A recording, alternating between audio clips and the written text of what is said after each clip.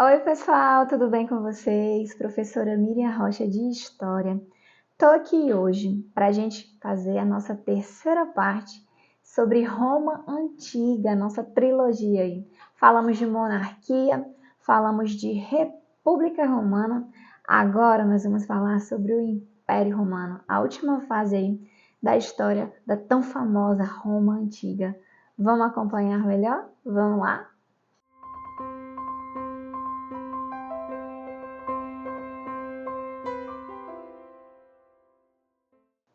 Bom, antes de começar a falar sobre o Império Romano, eu quero muito pedir para você que ainda não é inscrito no nosso canal, para você se inscrever, já deixa seu like. Você que já é inscrito aí, não esquece o seu like, já deixa logo para não esquecer, vai.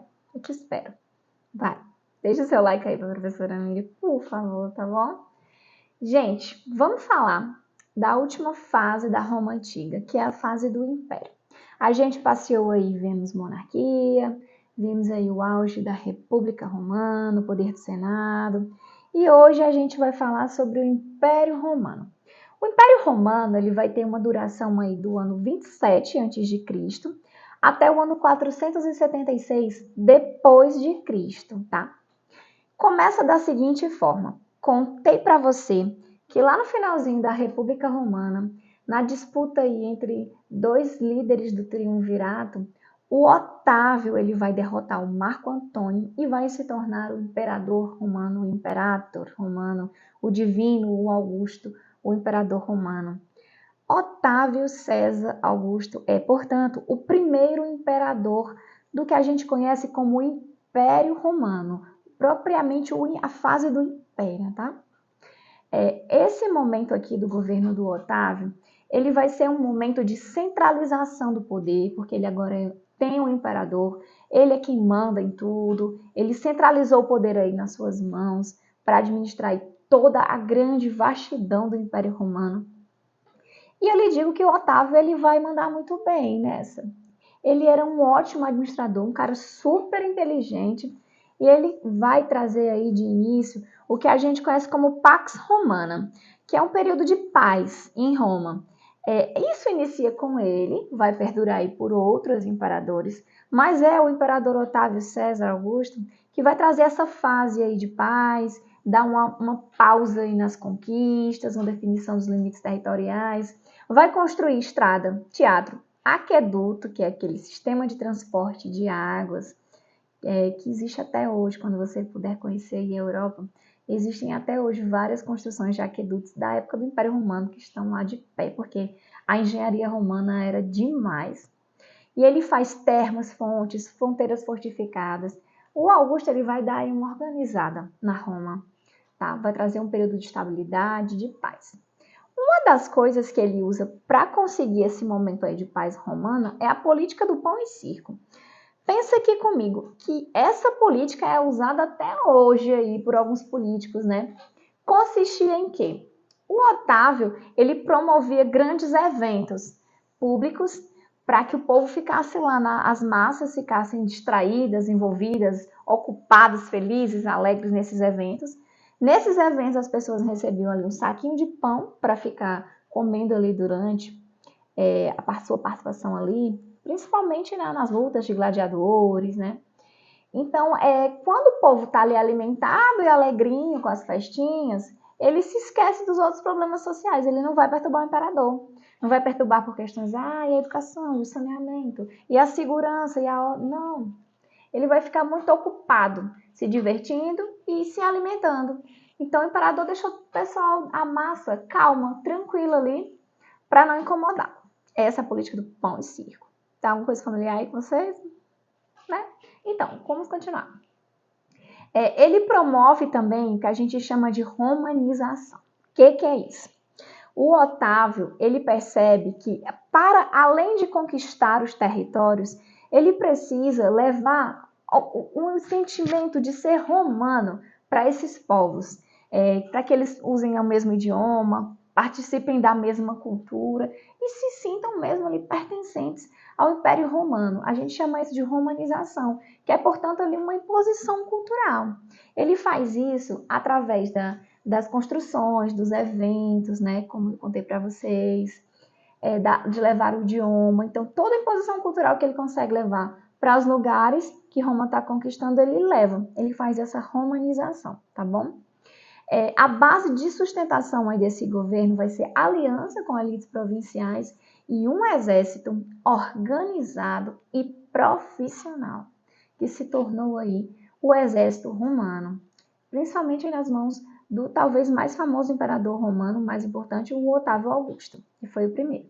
Então, esse aí é uma ideia geral de como foi o governo do primeiro imperador romano, o Otávio. E aí, eu vou passear com vocês pelas dinastias de Roma. Porque, gente, Roma teve aí a fase de império, um período muito grande. Tu imagina aí quantos imperadores tomaram poder aí durante a fase imperial.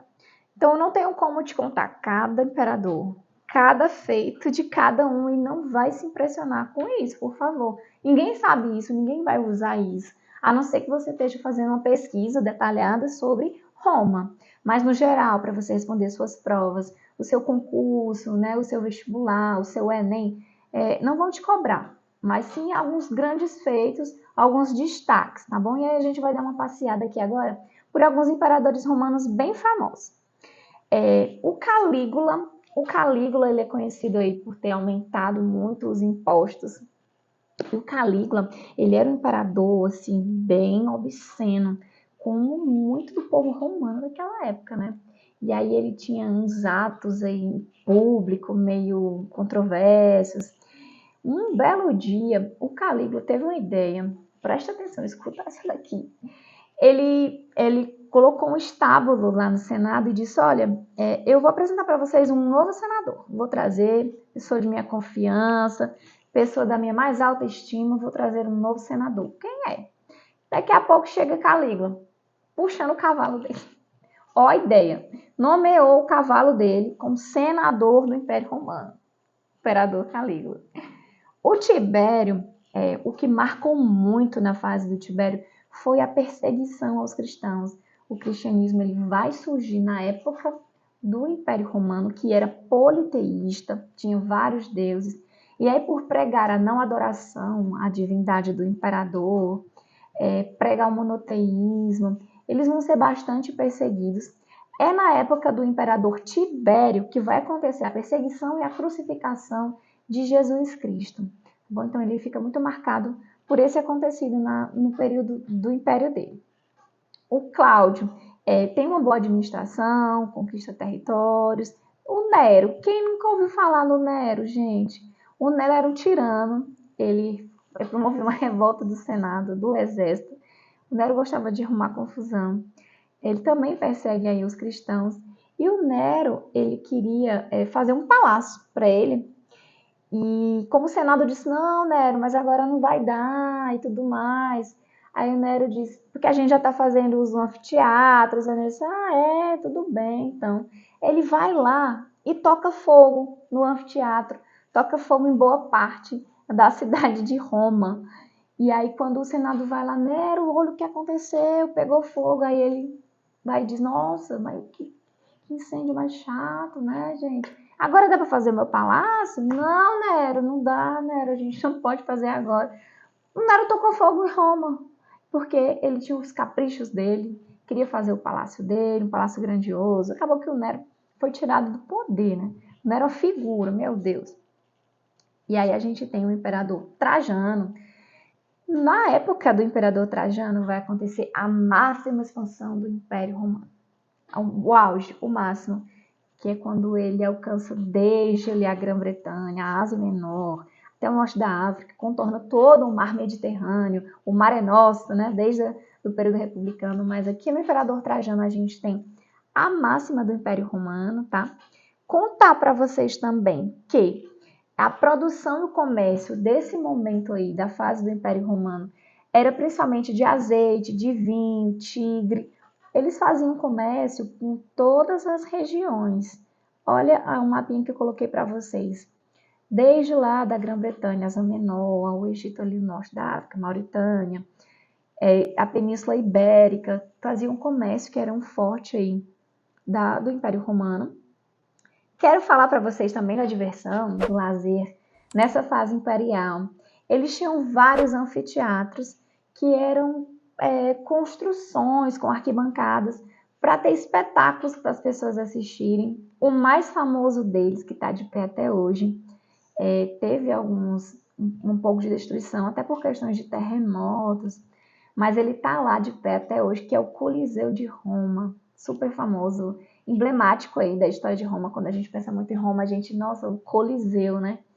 Que aconteciam as lutas entre gladiadores. Muitas vezes os prisioneiros de guerra, cristãos na fase da perseguição, eles colocavam ali na arena para lutarem entre si ali até a morte.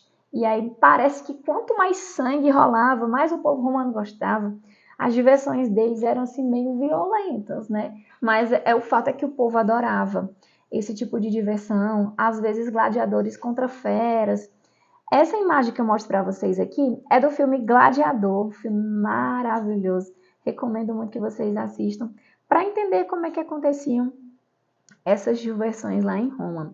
Também existiam os circos, que eram arenas em que aconteciam principalmente aquelas corridas de carros puxados por cavalos. O maior circo de Roma é o Circus Maximus de Roma. Em relação às habitações, eu acho super interessante porque a desigualdade social, ela também vai refletir aí no tipo de habitação que a pessoa mora, né? Em Roma Antiga, a gente tinha aí dois principais. Essa aqui, que é uma habitação de andar, com cômodos pequenos, aí um aglomerado de pessoas, a gente vai chamar ela de ínsula romana. Era um tipo de habitação aí para as pessoas mais pobres. E a domus romana era a habitação dos ricos. Aí seria uma casa térrea com várias divisões. Você vê que tem ali um ambiente de águas termais, tem um ambiente de jardins, de reuniões, de eventos e vários cômodos nessa casa, que era das pessoas mais ricas, né? Então, essa distinção aí das habitações é bem clara, né? Sobre qual classe social pertence um povo. Ainda sobre diversão e lazer, eu quero contar sobre namoro e casamento em Roma Antiga. Nas famílias ricas, as meninas se casavam ainda bem jovens, com homens mais velhos do que elas, assim, bem mais velhos. O noivo era escolhido pelo pai da noiva, uma pessoa de prestígio, para juntar ali a riqueza das famílias. Então, a questão de amor por amor não era bem assim o que rolava entre as famílias ricas. Era mais conveniência, interesse. Esse era o costume, tá? Buscando aí uma posição social, familiar. Entre as famílias pobres, tinha mais uma liberdade, né? De casar ali com pouca diferença de idade, da menina escolher alguém por amor, e alguém para lutar junto ali pela sobrevivência, né? Porque eram as classes mais pobres. Entre os escravizados, não poderiam se casar. Por vezes, eles moravam juntos, quando moravam ali próximos, né? Conseguiam morar juntos, mas o casamento ele não era permitido entre os escravizados. Super curioso, né? A literatura romana, que a gente não pode deixar de falar, que marca muito, né, na poesia, na oratória, na sátira, na história, na filosofia. E a literatura romana ela é conhecida por ter as máximas, as frases de efeito romanas. Eu deixei uma aqui para vocês que disse o seguinte: o Cícero, um grande orador romano, disse que ninguém sabe antes de experimentar, né? Ninguém sabe. Então, cercado de máximas, né? Essa cultura romana na literatura. Sobre contribuições romanas, o Império Romano ele deixou muitas contribuições, principalmente para a sociedade ocidental. Eu vou destacar aqui as principais. Uma delas é a língua. O idioma falado na Roma Antiga, que era o latim, ele vai dar origem a vários outros idiomas, como o português, espanhol, italiano e o francês também, e alguns outros. A mistura, né, do povo conquistado que fala um idioma, mistura ali com o latim e se torna um outro idioma. Por isso, gente, que tanto a sonoridade como muitas palavras desses idiomas aqui são bem parecidas. Coloquei aqui alguns exemplos para vocês, como a palavra afetividade em português, que em espanhol seria afectividade, italiano affettività, né? Em francês aí, acho que é affettivité, ou algo bem próximo disso, mas a gente vê que a sonoridade é bem parecida. A tradução, ela é a mesma, né? Todas significam afetividade. Por que isso? Porque elas são de origem latina. O latim, a língua falada no Império Romano, trouxe esse legado pra gente, né? A gente aqui que fala português tem origem lá no latim de Roma, o nosso idioma. Olha que interessante, é demais a história de Roma. Também a engenharia. Algumas construções de Roma, elas permanecem até hoje, porque eles desenvolveram importantíssimas técnicas e conhecimentos na área da engenharia. Essa primeira imagem que eu mostro para vocês é uma foto, não é um desenho. É uma foto da Via Ápia em Roma, uma foto atual, já agora de anos 2018, 2019. É uma estrada feita na época do Império Romano, que está lá de pé, por causa das técnicas usadas, né? As casas de banho, as termas que eram muito adoradas aí pelos cidadãos romanos, também são exemplos de ótimas construções de engenharia. Os aquedutos, os famosos imponentes aquedutos, que inicialmente a água era subterrânea, mas aí os inimigos começaram a contaminar a água, a roubar essa água, e aí o Império Romano desenvolve um aqueduto aéreo para o transporte das águas, né? Como na foto, que também é uma foto aí na terceira imagem, que existem até hoje. Em várias regiões da Europa você encontra aquedutos romanos, construídos aí na época do Império Romano, principalmente. O direito romano. E aí, ó, falamos de língua, falamos de engenharia, e agora eu tenho que falar da contribuição do direito romano. Você aí, meu amigo, minha amiga, que quer fazer o curso de direito, você vai estudar o direito romano, porque ele é a base. Tá? Os juristas criaram vários códigos de leis que são base para códigos civis atuais de muitos países. Tá? Começou lá com a Lei das 12 Tábuas, que foi uma conquista dos plebeus, que é o Código de Leis Escritas, e aí ele vai avançando o direito romano. Alguns princípios do direito romano a gente usa até hoje, como por exemplo, o encargo da prova fica com aquele que acusa e não com o acusado. Isso é uma base do direito romano que a gente usa até hoje, nos nossos códigos civis. E aí, já finalizando a história do Império Romano, a gente vai falar dos principais imperadores da fase final, do Baixo Império Romano, os que tentaram dar aí o último fôlego no Império Romano quando começa a sua decadência, principalmente ali no século V. Vou destacar para vocês aqui o Diocleciano, que ele vai lançar o Edito Máximo, que seria aí fixar os preços máximos, tanto de mercadorias como de salários, e punição para quem não cumprisse nessa fixação de preços. Ele vai dividir o poder entre 4 pessoas, uma tetrarquia, para melhor administrar a vastidão que era o Império Romano. Tá? Essas são decisões importantes do imperador Diocleciano. Depois vem o imperador super famoso, o Constantino. O Constantino ele vai fazer uma nova capital para o Império, uma capital mais distante. E ele vai renomear essa capital com um nome em sua homenagem a ele só. Constantinopla, por que não, né? Já que o nome dele era Constantino.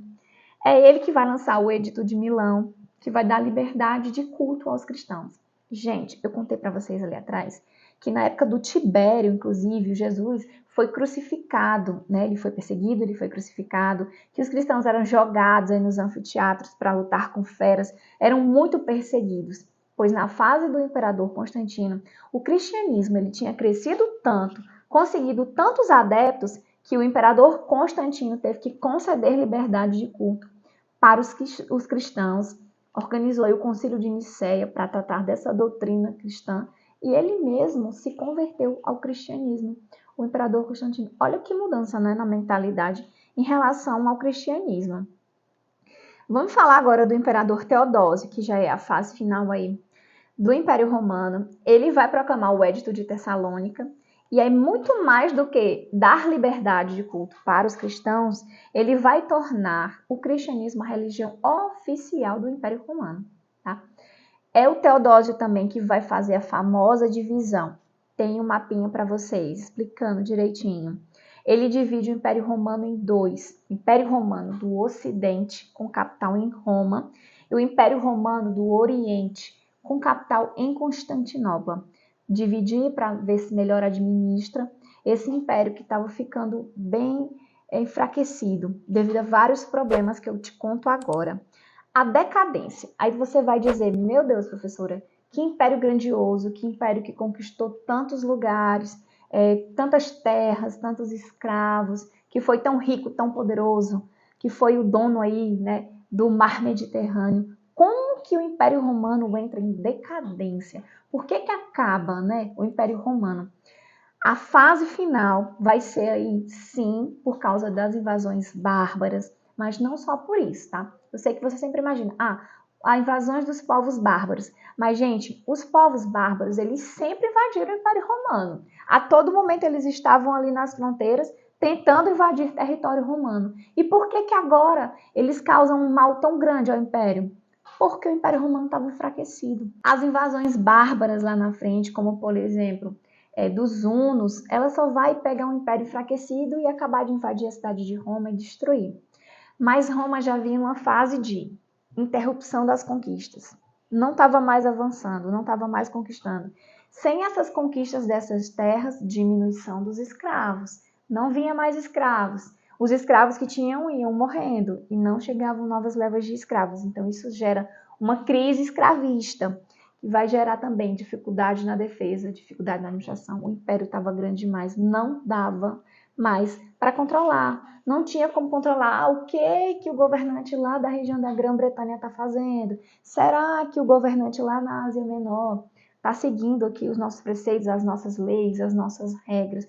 Não tinha mais como. Ele estava se esfacelando. Crise econômica, aumento de tentativa de arrecadação de impostos. Então isso gera revolta. A Roma antiga virou caos. Nessa fase final aí, principalmente no século V. E aí, sequências de golpes militares, a gente vai ter dezenas de imperadores nessa fase que vão ser assassinados. Então vai ter uma sequência, um dando um golpe no outro. O cristianismo que vai se fortalecendo e vai retirar essa divindade do imperador, que era visto aí como um deus, né, mas agora não mais. E vai culminar com a invasão bárbara na cidade de Roma, a sua quase que total destruição, queimaram a cidade no ano de 476 a.C. Vai ser o fim do Império Romano do Ocidente. Te contei sobre os dois, né? Do Ocidente, Império Romano do Oriente. O império que cai no ano de 476 depois de Cristo, ali com as invasões bárbaras, é o Império Romano do Ocidente, tá? Ele vai se desintegrar. E o seu último imperador, que por coincidência tinha o mesmo nome do primeiro, o Rômulo, o último imperador romano, Rômulo Augusto, ele foi deposto. Isso é um marco tão importante que é considerado aí pelos historiadores até hoje como o fim da antiguidade. Então, quando eu comecei a te contar lá nas nossas outras aulas sobre o início da invenção da escrita, né? Até agora, com aquele Império Romano, tudo isso é antiguidade. Então, essa antiguidade ela acaba aí junto com o Império Romano do Ocidente. Por quê? O Império Romano do Oriente ele vai permanecer aí ainda até o século V, 1453, ele ainda se mantém de pé, porque acaba nesse momento que culmina com o fim da antiguidade ao Império Romano do Ocidente. Bom, pessoal, por hoje é só. Eita que eu te contei de namoro, de lazer, de casamento, falei das casas, falei do legado cultural, falei das loucuras aí dos imperadores romanos, falamos aí desde o início, permeamos aí pelos principais acontecimentos, até o teu declínio, que vai culminar também aí no fim da antiguidade. Espero que vocês tenham gostado, tá bom? Não esquece de deixar o seu like e até os próximos vídeos.